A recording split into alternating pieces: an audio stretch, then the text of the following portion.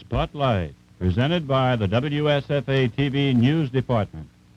Tonight, the spotlight falls on Kilby Prison. Now, here's WSFA TV News Director Bill Henry. This is Alabama's maximum security Kilby Prison, located on the outskirts of Montgomery.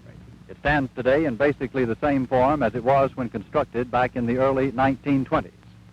Kilby is representative of the antiquated prison conditions which Alabama prison officials say are in need of dire correction. And we all have a share in this program.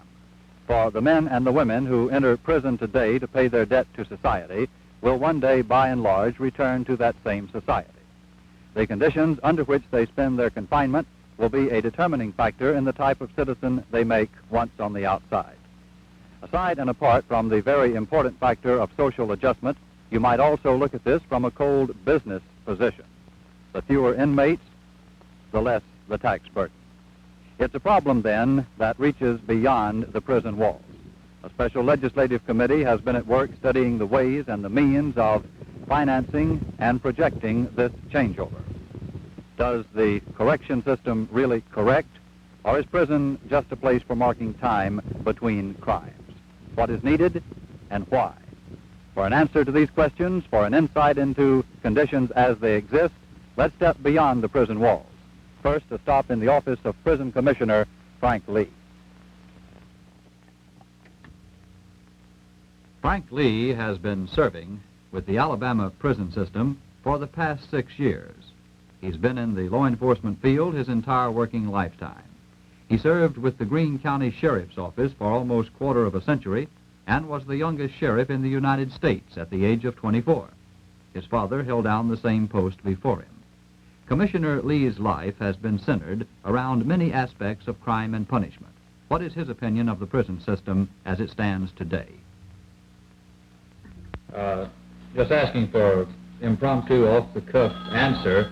If you had to give a one-line description of Kilby at the present time, could you come up with one? What would be your answer to that? I would say that it is an antiquated monstrosity. The best description I could give. It's been stated now that the time has come here in Alabama to plan new correctional facilities.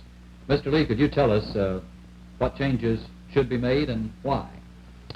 Well, we have set and definite ideas about changes that should be brought about in the Alabama prison system. It's been told many, many times now that we're in definite need of a new institution to replace the old Kilby prison. It is in a very deplorable condition.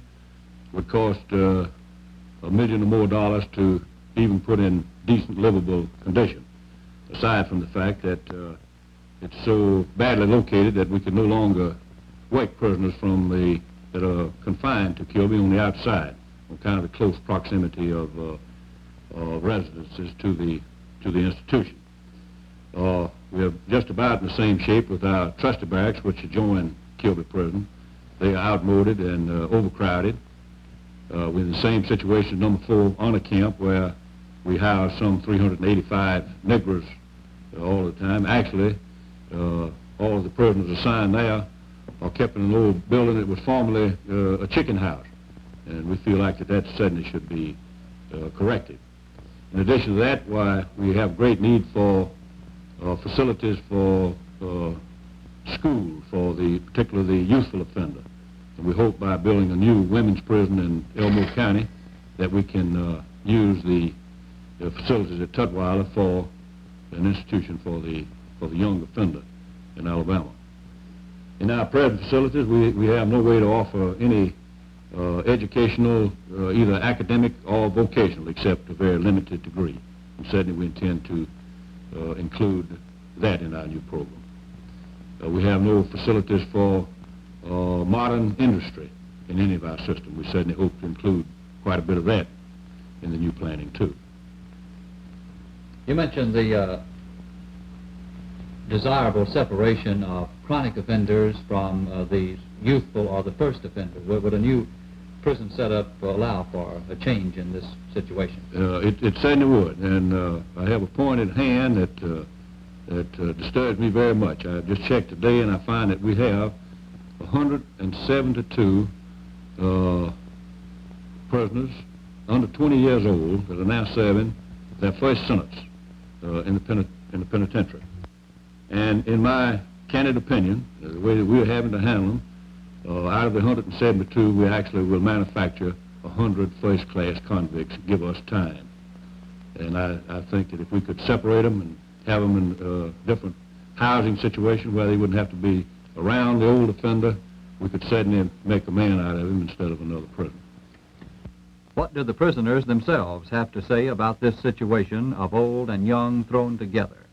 Inmate number 35322 is 59 years old. He's been in prison for the past 25 years, serving a sentence for murder. Have you spent inside prison walls? 25 years What were you originally sent up for? for murder. In 25 years in prison, you've had a chance to see the results of old prisoners mingling with young prisoners. What do you think of this setup? Well, I think it's not a good thing. I think it'd be a better thing for young prisoners to be separated from the older prisoners. Why? Well, the younger prisoners, there's a lot of them with a lot of older people, is led by the older people into sex and other things that it's not decent to live with. You say other things. Could you mention any particular? Well, such as substitutes for narcotics and things like that. Do you think perhaps mingling with the older criminals might make them do things when they get out that they might not do otherwise? Yes, sir, I do. They leave here in worse shape than they were when they came in. What about the young offenders? What do they think? This 19-year-old prisoner is just beginning his career behind bars. He's serving 4 years on 2 charges of burglary. He was sent to Kilby after trying unsuccessfully to escape from jail following his trial on the 2nd burglary count. What are you in prison for? Burglarizing grocery store.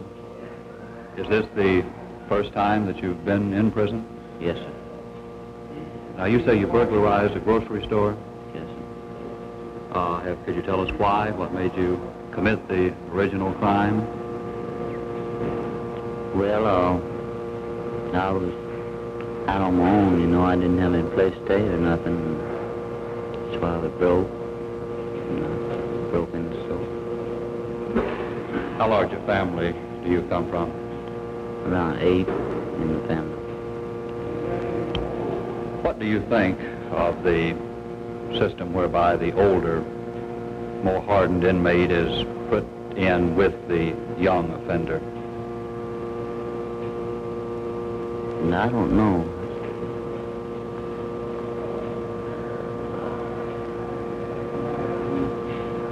Don't have much comment on that, I don't guess.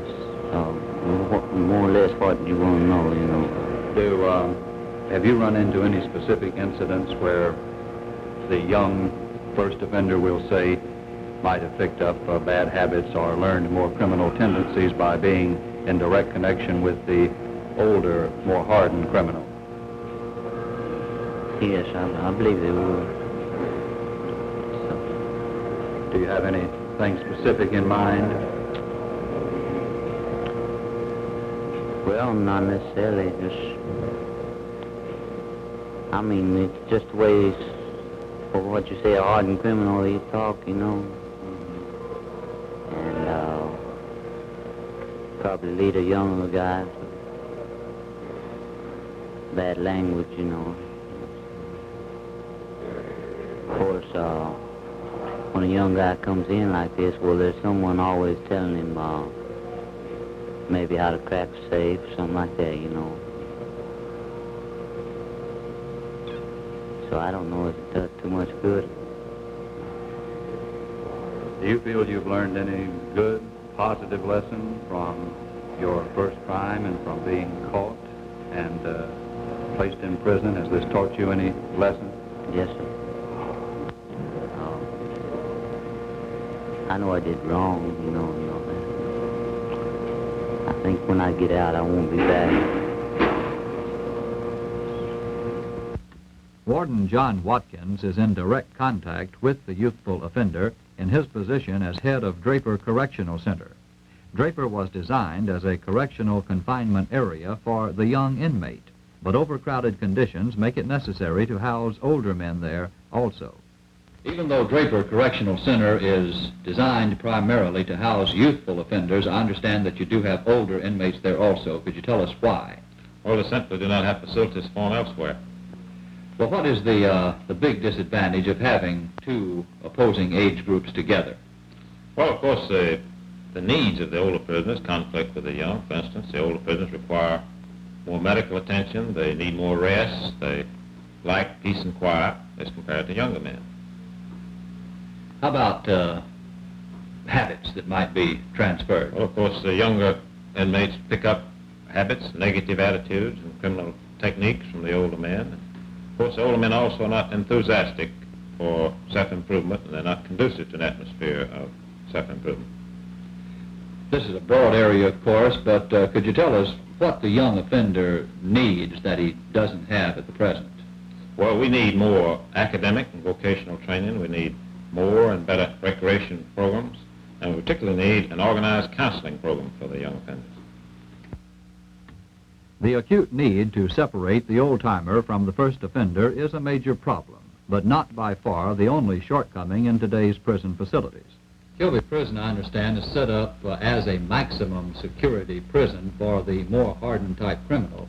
I understand also that the actual inmate percentage is out of proportion to the needs for a maximum security prison. Could this be subdivided down in a new prison system? That is definitely so. We have at Kilby today about 900 prisoners. And I would say that 650 of these prisoners could be kept in housed in a minimum security or medium security unit if we had the proper facilities, and only 250, 300 of the entire group need maximum security. And we think that an institution for approximately 400 maximum security prisoners will be all that we'll need in Alabama. Would it stand to reason, am I correct in assuming from a business standpoint it would seem this way, am I correct in saying that it would cost more to maintain a maximum security facility such as you have here than one for prisoners who are considered, say, minimum security risk? That is definitely so. It requires a different type building. The costs run 3 or 4 times as much. You have to have cells and that type thing.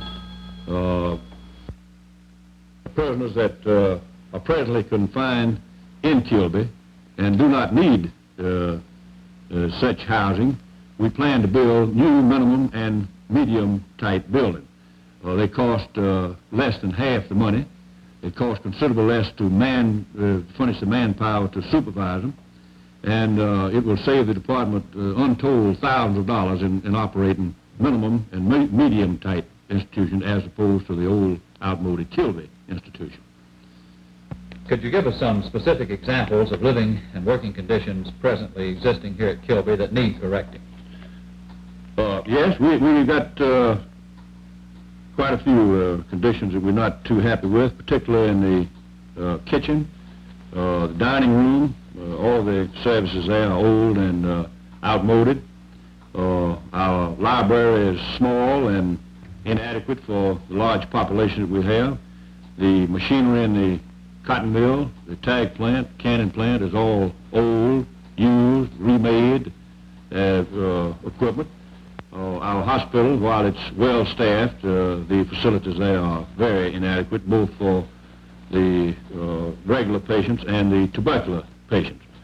In addition to that, we have a terrible situation with the powerhouse here at Kilby, which has 2 350 horsepower boilers that, if tampered with just a little bit at the wrong time, could get this job done a little bit quicker than we'd want it done.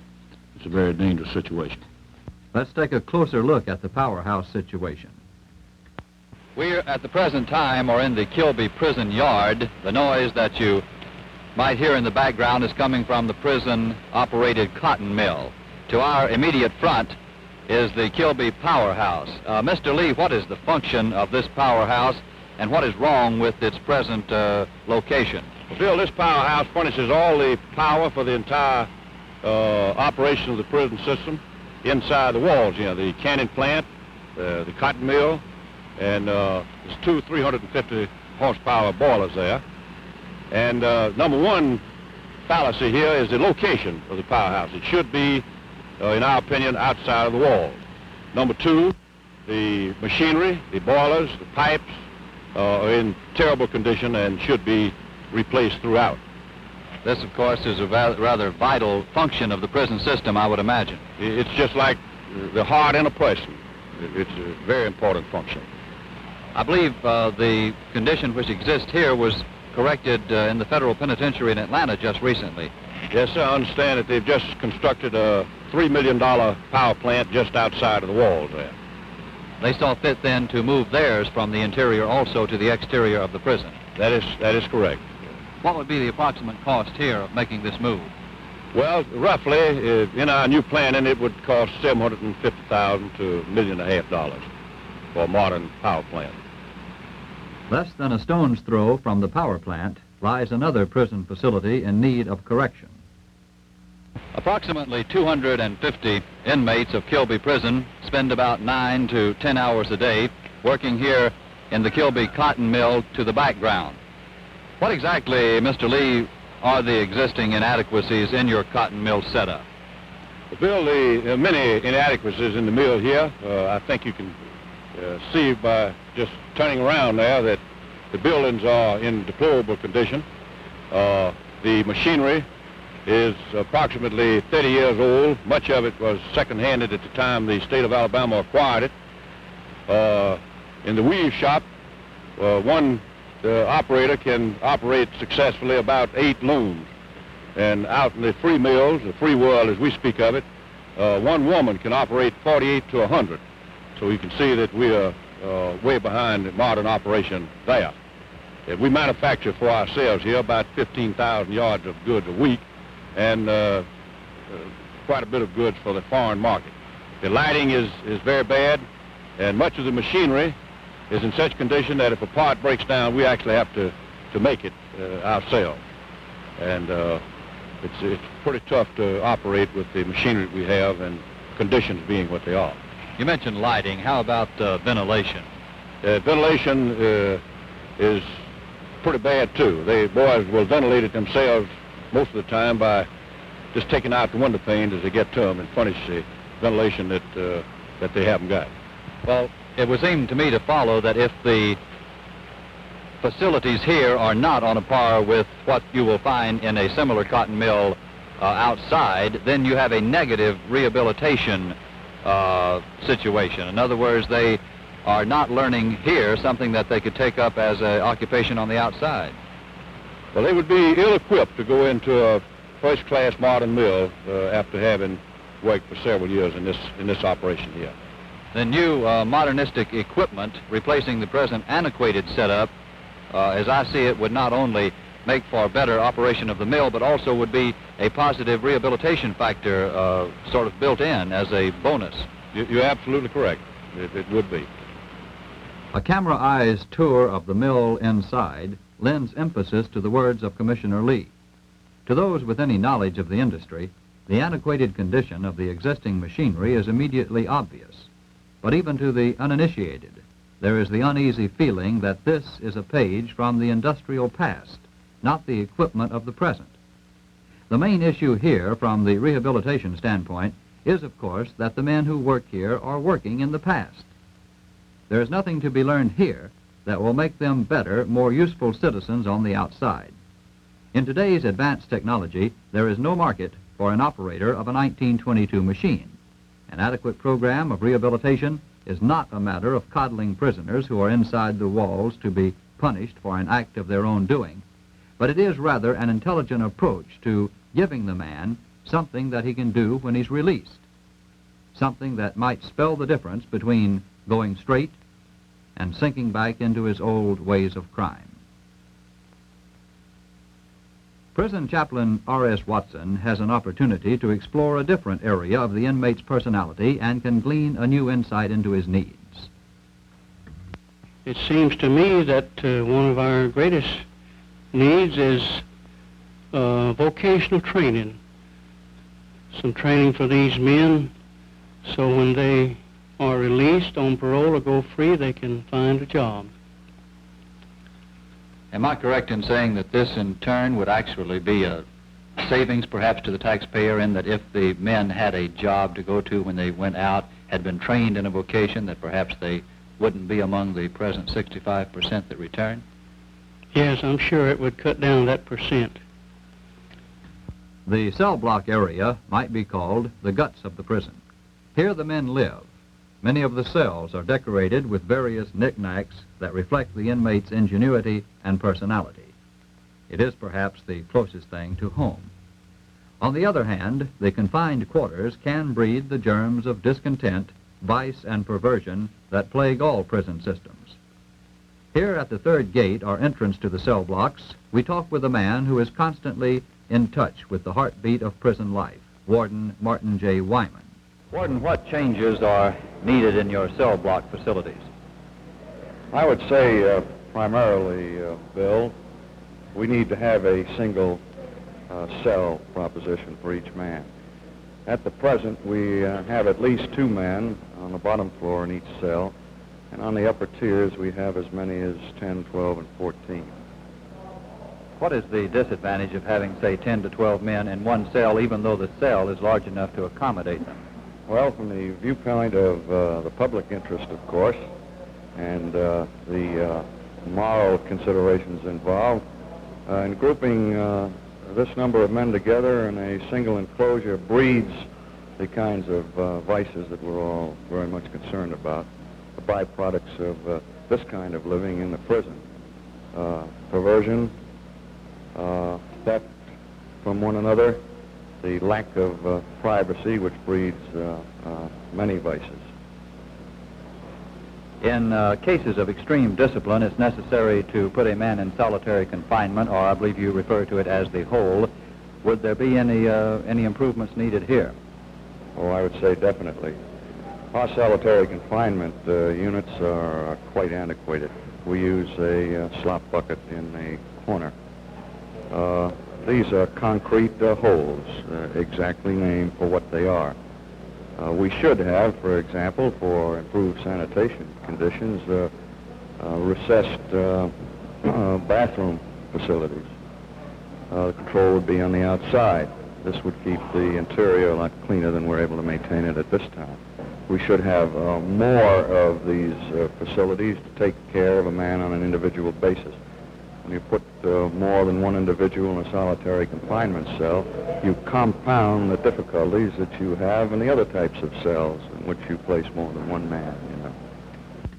This is the solitary confinement area, not a very pretty place. But then the actions of the men placed here are not very pretty either. However, even here, there are needed changes that would improve the overall picture without decreasing the very necessary element of discipline. The solitary confinement cell has neither light nor plumbing facilities and is referred to as the hole. The time limit is 3 weeks at any one stretch. For longer confinement, the segregation cells are used. For more prolonged confinement, you use the segregation cell. What is needed here? Again, 1 man per cell unit. In this particular situation, we have extended confinement, separation from the general population. If this is to have any meaning for the public, the institution, and the man, you can enforce your disciplinary controls better in the 1-man cell situation, and also you give the man the reasonable amount of separation from his fellows that he may prefer himself. The segregation cells might be facetiously referred to as the prison psychiatrist ward, for here in essence is the only provision at the present time for long-range confinement of the disturbed, incorrigible, or violent prisoner. In a dimly lit half-world, close quarters often provide not a cure, but a breeding place for the anti-social germ already spawning in the extreme disciplinary case. In this unreal twilight zone, inmates have devised a hand signal language of their own. But when released on the outside world, the inmate will need to communicate in a more realistic fashion. He must be adjusted to meet this realism in a way that will better himself and society. For some, the very antisocial behavior that landed them behind bars demands a specialized form of adjustment beyond the realm of the accepted formula of crime and punishment. The Kilby Prison Hospital is equipped to care for the physical ills of the inmates. However, there are no facilities for caring for mental infirmities. This is a problem in which you and I, the general public, have a share, as well as the inmates and the prison officials. Particularly frightening to some is the prospect of the sex offender, the child molester, the habitual sex deviant, who is sent to prison for a short time and is punished but not treated, then turned back on society to apply perhaps his old sex deviant traits. Mr. Lee, do we have any psychiatric facilities for treatment of this type prisoner at the present time? No, we do not. Facilities of that type are practically non-existent. What is planned along that line under the new prison system? Well, we plan to include a ward for psychiatric patients in our new hospital facilities under the new plans. What is done at the present moment, if anything really emergency-wise should come up along the line of psychiatric care? Prisoners of this type are brought before our Senate Commission, and in their opinion, it's felt necessary, they are committed to Bryce Hospital. But the facilities for caring for this type prisoner at Bryce Hospital is also limited. And they'll keep them for a short time and notify us that under the right supervision, they will make splendid prisoners. And so we take them back and do the best we can with them. Do they make splendid prisoners? In very few cases. Very few cases. You have a psychiatrist on loan, I believe, from the military. We have an agreement with Maxwell Field that we secure their psychiatrists on a hourly basis, which we use them about once a month when our Senate Commission meets. How many prisoners here in Kilby? About 900 at the present time.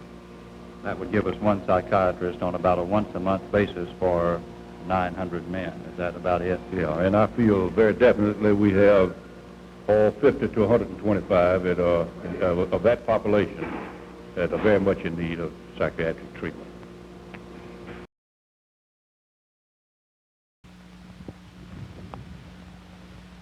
Crime and punishment, cause and correction. That's the picture as it exists today. Officials say the time has come for an overhauling of Alabama's prison system. Legislators are at work mapping the blueprints for this projected changeover. The benefits will be reaped not only on the inside, but on the outside as well. In this day of complicated living, neither man nor society is an island, isolated one from the other.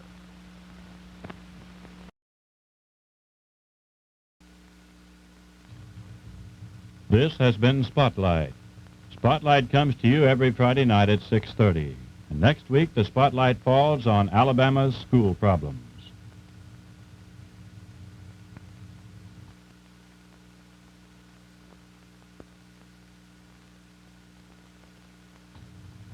Channel 12 Montgomery, WSFA TV. Flight, the dynamic epic of men and their planes in space and beyond, invites you to come aloft every Friday at 7:30 on Channel 12. Join us this evening. Top stars and a musical tribute to Veterans Day. See the Bell Telephone Hour with host Burgess Meredith tonight at 8 o'clock in color. Bat is marked for murder by a thieving partner and a girl from his past. Be sure you see Bat Masterson starring Gene Barry tonight from 10:30 to 11 o'clock. Harbor Command.